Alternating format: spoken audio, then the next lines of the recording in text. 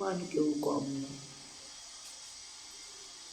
যদা হরির যত্র গতি বিলাস তোচ্চকার মন্দং লঘু বা যদৃশ্যয়া তদাদৃশৌ সর্বজনস্যৌ তাং দশং তত্রায়য়ু সূত্র নিয়ন্ত্রিতাইব।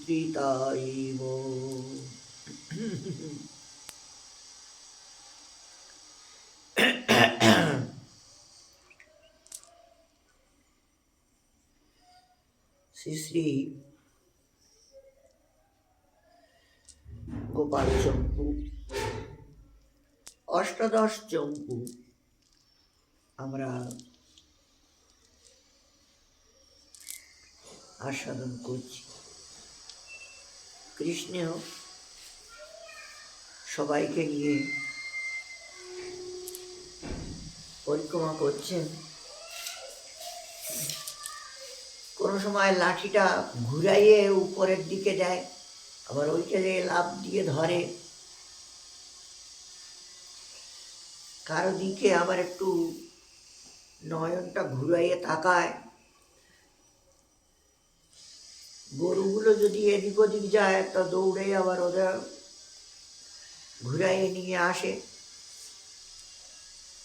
মানে অনেক কিছু নিজে এই সমস্ত লীলা কৌতুক করেছিলেন পরিক্রমার সময়।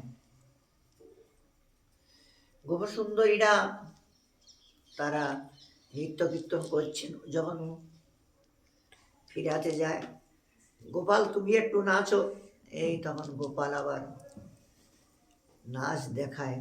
মানে সবাইকে আনন্দ বিধান করেন, যেভাবে সবাই সুখ পায় সেরকম ভাবে উনি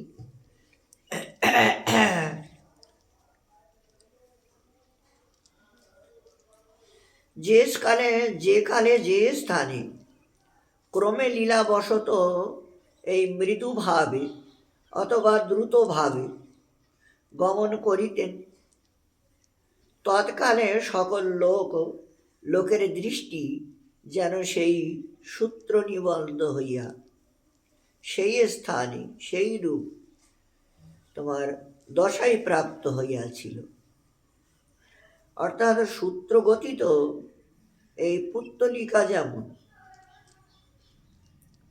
চালকের ইচ্ছা অনুরূপ ভ্রমণ করে, গোপীগণও সেই রূপ শ্রীকৃষ্ণের গমন অনুযায়ী গমন করিতেছিলেন। মানে দৃষ্টান্ত আর কি,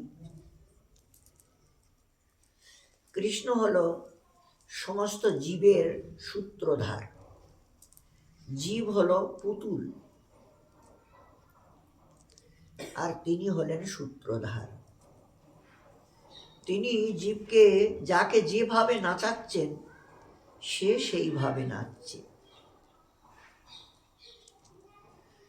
সে সেইভাবে নাচছে, যাকে যেভাবে নাচাচ্ছে সে সেইভাবে নাচছে।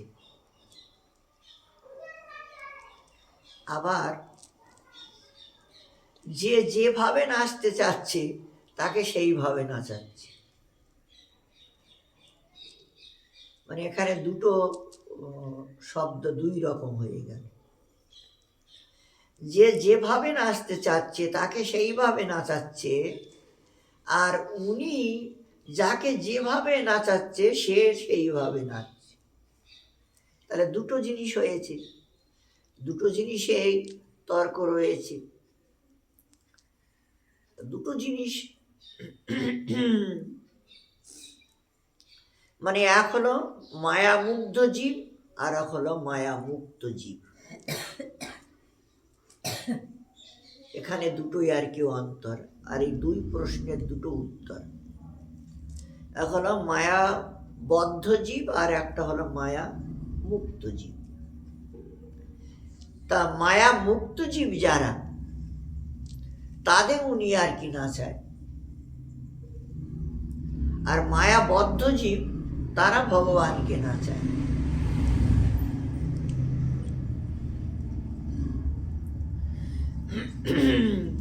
তো এখানে এনাদের এই দৃষ্টান্তটা দেওয়া হয়েছে কারণ এরা সবাই কৃষ্ণগত প্রাণ, এই জন্য মানে দৃষ্টান্ত দেওয়া হয়েছে। মানে এরা পুতুলের মতো, উনি যেমন করছেন এরাও সেই রকম কৃষ্ণগত প্রাণ, কৃষ্ণ ছাড়া আর কিছুই জানে না, কৃষ্ণ যা করে সেইটাই অতি উত্তম। তো এই জন্য সে যেখানে যায়, যেদিকে যায়, যা কিছু করে সবার চোখ হলো তার দিকে, লক্ষ্যটা তার দিকে। এই জন্য জীব গোস্বামী কথাটা বললেন যে উনি সূত্রধার বেঁধে রেখেছি সবাইকে যেন প্রেমের রজ্জু দিয়ে বেঁধে রেখেছি, যেদিকেই গমন করে সেই দিকেই সবাই ধায় বা দেখে ইত্যাদি। তদেবং বহুল কৌতূহলং চাপলং চালমপি গোপগ্রামন্যস্তদেব রম্যং যজ্ঞধাম সমাগম্য পরমানন্দাদ বাণী নিনিভ বাণী অহনিকৃত প্রভূত নিত্য বাদ্য গীত গ্রামিণী অহজামিনী বিশ্রাময়ন্তি স্ম। অতএব এই প্রকারে বহুতর কৌতুকের সহিত বারংবার গমন করিয়া ওই সকল গোপপতিগণ সেই মনোরম যজ্ঞ আবাসে গমন করিলেন। গোপপতি মানে গরুদের যারা দেখবারি রাখবারি করে, পালছে যারা, তারা এই যজ্ঞস্থানে যেখানে যজ্ঞ করেছিলেন সেইখানে সবাই গমন করলেন। অতিশয় আনন্দ বশত নর্তকীর তুল্য যে সকল চতুর নারী ছিল তাহাদের বহুতর নৃত্য গীত এবং বাদ্য সমূহে পরিপূর্ণ হইয়া সেই রাত্রি সেই স্থানে যাপন করিলে। প্রতিপদের দিনও ভোগ লাগিয়ে সমস্ত সব কিছু পরিক্রমা আদি করে এসে এই গিরিরাজ তরাটিতেই ওনারা বিশ্রাম করেছিলেন। প্রাতশ্চ দ্বিতীয় অয়মা অহিম করো কন্যায়া অমহিম শ্রবণতায়া তস্যাং স্নায়মাচার্য নিকার্য বিবা গচ্ছন্তি স্ম। প্রাতকালে সকলেই এই দ্বিতীয়া তিথিতে সূর্যকন্যা যমুনা নদীর মহিমা শ্রবণ করিয়া এই প্রণতভাবে সেই নদীতে স্নান করিয়া তোমার গৃহে আগমন করিয়াছিলেন। মানে যমুনাটা এই গিরিরাজের পাশেই ছিল আর কি। ওনারা সবাই যমুনায় স্নান করেছিলেন, যমুনার মহিমা বর্ণনা করেছিলেন। যমুনা মহিমা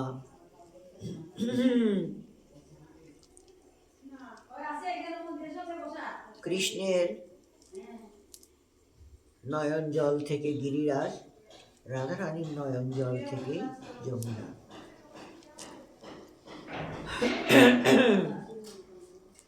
গোলকে এনাদের প্রকট হয়েছেন, এনারা গোলকেই প্রকট হয়েছিলেন। আর সেই গোলকের থেকেই এই ভূলোকে এসেছেন ঠাকুরের লীলার জন্য, জীব কল্যাণের জন্য। একটা স্বরূপে এখানে আর একটা স্বরূপে ওখানে।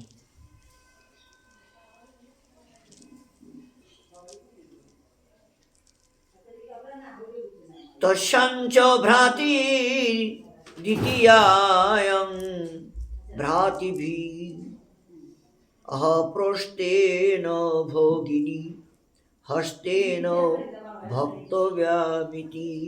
ওটা তাহলে এই ভাতৃ দ্বিতীয়া। এখানে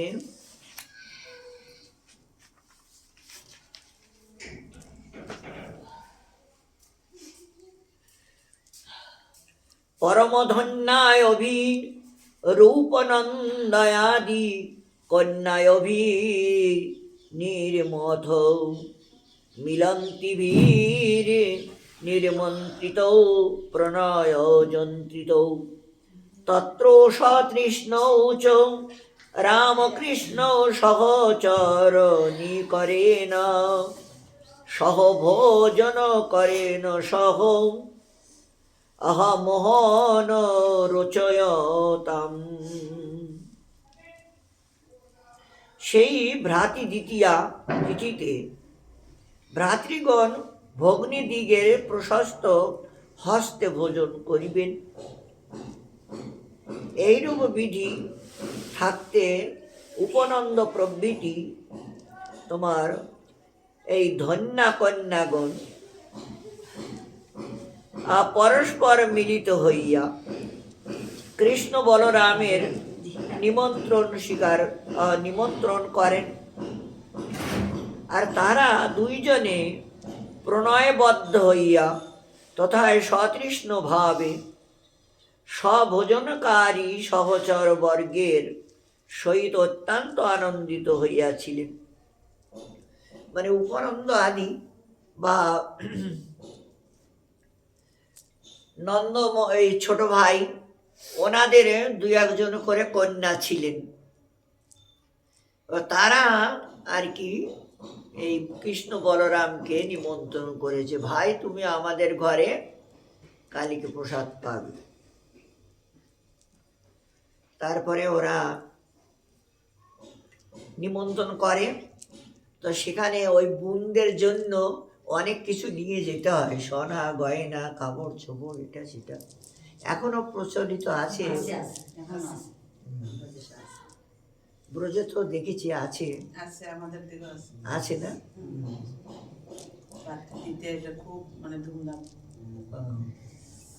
তো আমাদের ওখানে আমি অবশ্য জানি না, দেখিনি মনে হচ্ছে, তাহলে জানি না।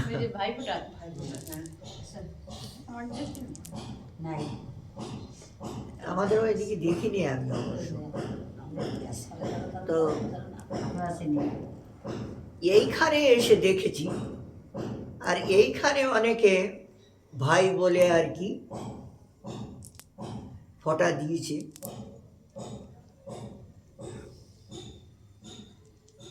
যাই হোক,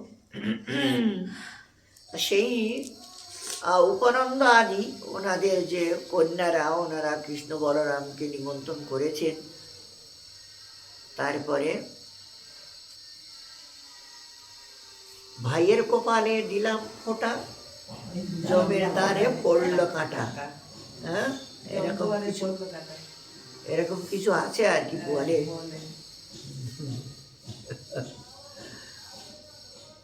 তো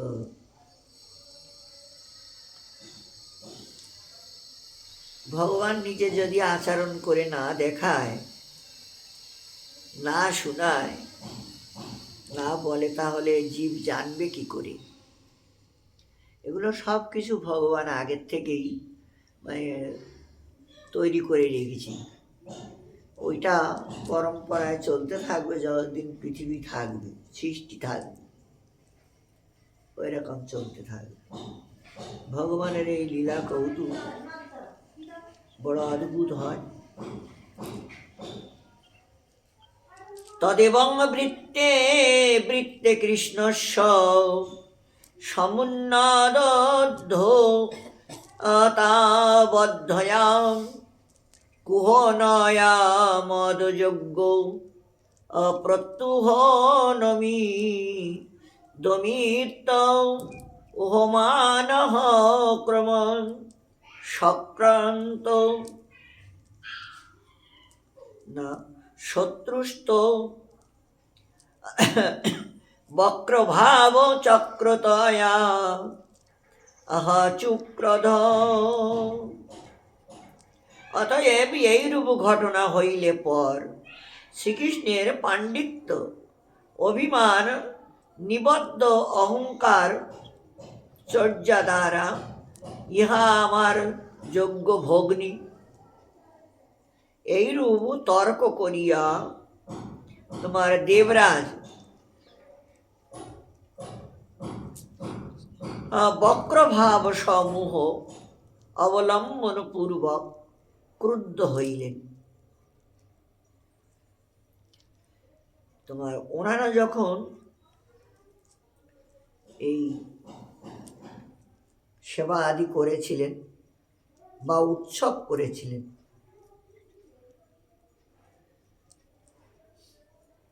তো এই সমস্ত দেখে শুনে জেনে এই ইন্দ্র এখন ক্রুদ্ধ হয়ে গেল।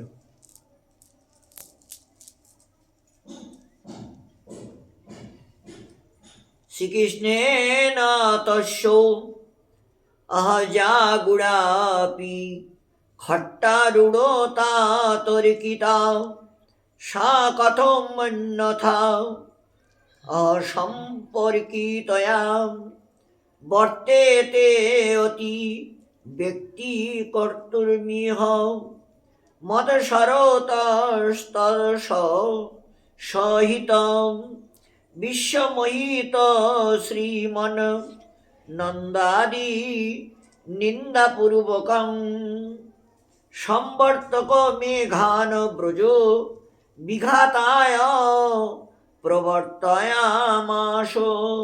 খুব রেগে গেল নন্দ বাবাদির উপরে। শ্রীকৃষ্ণ সেই ইন্দ্রের গুপ্ত হইলেও যে মূর্খতা অনুমান করিয়াছিলেন, সেই মূর্খতা কিরূপে অন্য প্রকারে যুক্ত হইয়া থাকিতে পারে, এই ভাব ব্যক্ত করিবার জন্যই যেন মাৎসর্য হেতু শ্রীকৃষ্ণের সহিত বিশ্বপূজ্য শ্রীমান এই নন্দ আদি গোপগণের নিন্দা প্রকাশ পূর্বক প্রলয়কালীন সেই সম্বর্তক নাম মেঘদিগকে ব্রজনিবা বিনাশের জন্য প্রবর্তিত করিলেন। দেখো তো কি সাহস ব্রজবাসীদের! একটা বালকের কথা মতো আমার পূজা বন্ধ করে দিল। সম্বর্তক মেঘ মানে নাম আর তো তারা এমনই শিলাবৃষ্টি করে একদম শেষ করে দিতে পারে, এইরকম ধরনের। আর কোনো সময় মানে স্বাভাবিক বর্ষা দিয়ে মানুষের সুখ দেয়, ফসল আদি সুন্দর বানায়। মানে সম্বর্তক সে হলো ওই পর্বত, মানে জল পর্বতের মালিক, তাকে ডাকলেন, ডেকে বললেন যে এই ব্রজের গোপগুলো এমন মূর্খ, তারা আমার সেবা বন্ধ করে দিয়েছে এক বালকের কথায়। তোমরা যে ব্রজটা একদম কোনো চিহ্ন যেন থাকে না, ঘর বাড়ি যা কিছু আছে গাছ গাছালি সব। আর ওই পর্বতটার উপরে বেশি করে বজ্রপাত করবা, পর্বতটা মাটির সঙ্গে মিশাতে হবে। মানে আচ্ছা মহারাজ, মানে মূর্খের দলের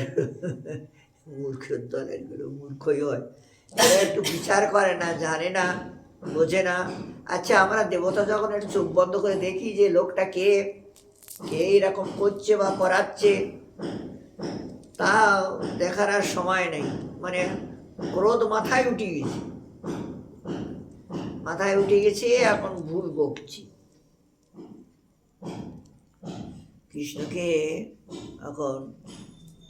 কৃষ্ণকে বা তার ব্রজবাসীদেরকে। কৌবের্যং পূর্বমাসীত কিমপি হেম মরুত কালিমা মেঘলেশঃ সম্পানি ঘোষ বিপ্সাস অপ্রিগৃহীতি গীতি পশুর কুলে গোষ্ঠমেবাশু নীতে গোপাদ্যা দুর্নিমিত্ত প্রকার কলয়নয়া কৃষ্ণমাবৃত্ত বৃত্তাস তন্নির্দেশ সাত তমদ্রিং সম সপদি বলিগতাস্তস্থূল রুদ্ধম নিরীক্ষঃ। স্থূল নির্ধম রুদ্ধম নিরীক্ষ। প্রথমত উত্তর দিকে কোনো এক অভাবনীয় শীতল পবনের আবির্ভাব এবং কালবর্ণ মেঘের উদয় ও সেই মেঘের সঙ্গে ব্রজ ধ্বনির সংযোগ হইয়াছিল, বজ্রধ্বনি। আর এই কারণে পশুগণ শীঘ্র গোষ্ঠে আনিত হইলে গোপাল প্রভৃতি জীবগণ বিষম দুর্লক্ষণ দর্শন করিয়া শ্রীকৃষ্ণকে বেষ্টন করিয়া বিদ্যমান রহিল এবং শ্রীকৃষ্ণের আজ্ঞা অনুসারে শীঘ্র সেই গোবর্ধন পর্বতের নিকটে গিয়া উদ্দেশ্যে এই নিরীক্ষণ করিয়া অবস্থান করিয়া রহিল। এখনো ব্রজবাসীরা এই উত্তর দিকে মেঘের ঝড়টা খুব প্রবল হয়, আর খুব যদি উত্তর দিকের ঝড় হয় এই টিন টিন সব ছাপা ফাওড়া সব উড়াই নিয়ে চলবে, এইরকম উত্তর দিকের মেঘে বেশি লোকসান করে। এখন ওই সেইটাই উত্তর দিকে মেঘ হয়েছে আর খুব ঘনঘটা করে, আর এই হাওয়া ছেড়েছে এখন ব্রজবাসীদের ঝুপড়ি ফুপড়ি যা সব কিছু উড়াই নিয়ে যাচ্ছে। সখারা ব্রজবাসীরা সব ছুটে কৃষ্ণের কাছে আসলো, ভাই এবার কি করা যায়, এবার কি হবে উপায়? তোমার কথা মতো তো গিরিরাজ পূজন করলাম, গিরিরাজকে ভোগ লাগালাম, খাওয়ালাম, এখন তো আমরা মনে হয় মরলাম। আরে চিন্তা করো না, চলো গোবর্ধনের কাছে যাই, যে তোমাদের খাওয়া দাওয়া খেয়েছি তার কাছে যাই, সে কোনো একটা ব্যবস্থা করবে। আচ্ছা চলো যাই। এই ব্রজবাসী গরু টরু নিয়ে বাল বাচ্চা গাড়ি সামান সাতটা যা কিছু নেওয়ার দরকার নিয়ে গোবর্ধনে চলে আসলেন। গোবর্ধন বাবু, তুমি এখন আমাদের বাঁচাও, এখন তুমি ছাড়া তো আমাদের আর কেউ নাই। সে ইন্দ্র যদি মহাবৃষ্টিং নষ্ট সৃষ্টিং তরিষ্যতি তদঙ্গীকারী গিরিরাট কৃপাং সাঙ্গী করিষ্যতি। শ্রীকৃষ্ণের আজ্ঞা এইরূপ যথা, যদি দেবরাজ ইন্দ্র যাহাতে সৃষ্টি নাশ হয় এইরূপ মহাবৃষ্টির বিস্তার করেন, তা হইলে কৃপা স্বীকারকারী গিরিরাজ সম্পূর্ণরূপে কৃপা অঙ্গীকার করিবেন।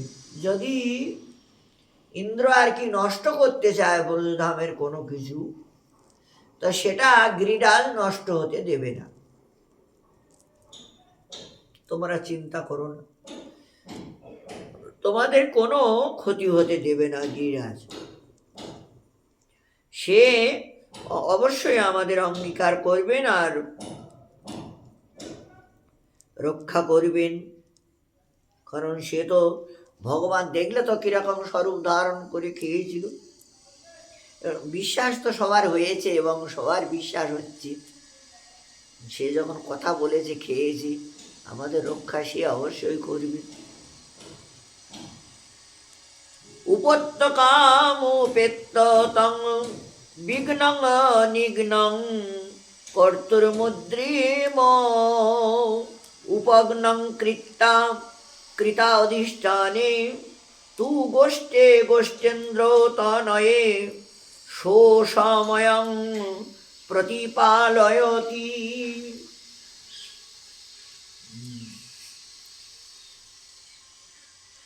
এখন পর্বতের নিকটস্থ ভূমি প্রাপ্ত হইয়া সেই বিঘ্নকে আয়ত্ত করিবার জন্য অর্থাৎ নির্বিঘ্নে থাকিবার জন্য পর্বতের নিকটে গোষ্ঠবাসী লোকগণ এবং গোপেন্দ্র কুমার অধিষ্ঠান করিয়া প্রতিজ্ঞা প্রতিপালন করিতে লাগিলেন। মানে ওই যে তোমাদের কোনো ভয় নাই, গোবর্ধন তোমাদের রক্ষা করবে, আর গোবর্ধনই হলো আমাদের রক্ষাকর্তা। বললো খুব ভালো, চলো।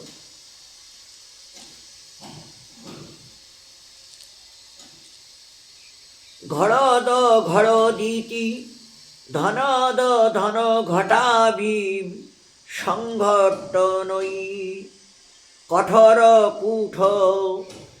কুট্টকই কুটিল বায়ুভি কুণ্ঠিতে প্রকোষ্ঠ কূট কুট্টিম অব কট বট তটাদি মুত্তাঙ্গ্রিমিতে জানে প্রকট মাট সা প্রথিত দৃষ্টি বৃষ্টি প্রথা। তৎকালে লোক সকল প্রথমে অন্তর্গৃহ পর্বত মণিবদ্ধ ভূমি গর্ত এবং তটাদি প্রদেশ আশ্রয় করিয়াছিল, কিন্তু তৎপরে ঘর ঘর এই ইত্যাকার ধ্বনি যুক্ত ঘোর ঘন ঘটা সংযুক্ত এবং প্রকাণ্ড বৃক্ষপাতনকারী কুটিল বায়ুর ভরে এই ব্যথিত হইয়া ওই সকল লোক ব্রজ হইতে পরিত্যাগ হইলে প্রগল্ভতা বিখ্যাত সেই বৃষ্টি প্রণালী প্রকাশ্যে ভ্রমণ করিতে লাগিল। মানে প্রথমে যাইয়ে ওরা শাবল কোদাল দিয়ে গর্ত করে ভিতরে আর কি ঢুকেছিল, কিন্তু এমনভাবে ঝড় বর্ষা হচ্ছে সে গাড্ডার ভিতরে জল ঢুকে যাচ্ছে আর সেখানে থাকার মতন কায়দা নেই। শেষে আর কি করবো, ওর ভিতরতে আবার বাইরে আসতে হচ্ছে, বাইরে আসছে। মানে এইরকম আর কি কিছু লীলা চলতে লাগলো। নিজেরা বাঁচার জন্য এসবগুলো করছে না আর কি। ধারা শক্র ধনুর্বীর মুক্ত সরতাং তনবন্তি বর্ষপলাহ বজ্রত্নং বত বজ্রপাত নিচয়া সূর্য প্রতাপ ভ্রমম ইত্থং দুঃখিতয়া হরিং গতিমিতে গোষ্ঠে সো গোবর্ধনং হস্তে অধুত্ত যথানোকেন চ তদাসক্তং দরায়প্য উহিতুম। তৎকালে বৃষ্টির জল ধারাসমূহ দেখিয়া বোধ হইতে লাগিল যেন ইন্দ্র ধনু হইতে মুক্ত হইয়া সেই স্বর সকল পতিত হইতেছে। মানে বর্ষার ধারাটাই এমন, ওই ধনুকের থেকে বাণ যেমন বেরোয় সেই রকম বেগশালী ছিল ওই বর্ষা, বড় বড় ফোঁটা। আর এত জোরে, মানে অনেক সময় বর্ষায় গায়ে পড়লে গা জ্বলে যায়, মানে এরকম ধরনের। শিলাবৃষ্টি সকল অতিশয় কঠিনত্ব ধারণ করিতেছি, এবং বজ্রপাত সকল যেন সূর্য পতনের ভ্রম বিস্তার করিতে। একদম বজ্রপাত হচ্ছে, তো ওইটা অগ্নির মতো এসে, মানে সূর্যের মতো রং। সে বজ্র মানে পাথর ভেঙে পড়া, পাথর ভেঙে পড়ে। তো যেখানে পড়বে, যার উপরে পড়বে সে জীব তো মরবে, কারণ ওটা আগুনের সঙ্গে, ওটা আগুনের মতোই এসে আর কি পড়ে।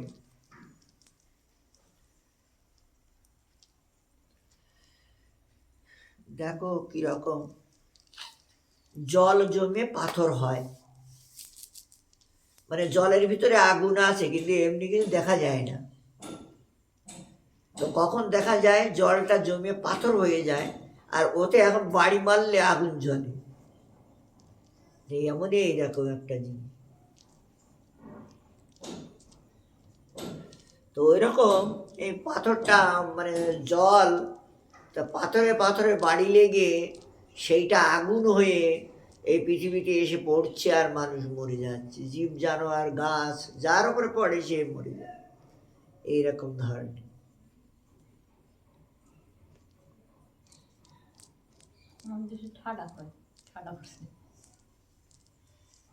এই প্রকারে গোষ্ঠবাসী সমস্ত লোক দুঃখিত ভাবে শ্রীকৃষ্ণের শরণাপন্ন হইলে সেই শ্রীকৃষ্ণ হস্তে গোবর্ধন পর্বত ধারণ করিয়াছিলেন। আমরা তো গর্ত করে ওর ভিতরে আর তো থাকতে পারলাম না, জল ভরে যাচ্ছি। এখন কৃষ্ণ কোনো একটা উপায় তুমি করো, তুমি সব কিছু করতে পারো, ছোটবেলার থেকে তো দেখে আসছি তোমার অনেক কিছু ক্ষমতা আছে, গুণ আছে, তা তুমি একটা কিছু করো, নাইলে তো আর আমাদের আর কোনো উপায় নাই। যেই কৃষ্ণের শরণাগত হলেন, সবাই শরণাপন্ন হলেন, তখন এই কৃষ্ণ তখন আস্তে করে ওই যে গোপা খুঁজেছিল, ভিতরে হাতটা ঢুকাই, যাহাতে কোনো ব্যক্তি অল্পমাত্র তাহা তর্ক করিতে সমর্থ হয় নাই। ওই ওখানটায় হাত ঢুকাই দিয়ে এই তারপরে আস্তে আস্তে আস্তে আস্তে, আর গিরিরাজ দেখলো যে না, এখন তো আমার একদম মানে ছত্র মতো ছায়া আর কি। ওই কিরকম তুলনাটা দিয়েছে যেমন ব্যাঙের ছাতা আছে না, ব্যাঙের ছাতার সঙ্গে তুলনা দিয়েছে কৃষ্ণ। যেন যেই পর্বতটা কৃষ্ণ উঠাইয়ে নিল, সেই সব ব্রজবাসী চারিদিকে বাঁশের লাঠি ধরে দিয়েছে সায়তায়। কৃষ্ণ বলে এসব কিচ্ছু লাগবে না, গিরিরাজ তোমাদের ও নিজেই রক্ষা করবে। গিরিরাজ স্বয়ং ভগবান, আর তোমাদের মানে খাইয়ে গায়ে বল করে নিয়েছে না, এখন আর ওকে কেউ কিচ্ছু করতে পারবে না। তোমরা এক কাজ করো, কীর্তন করো,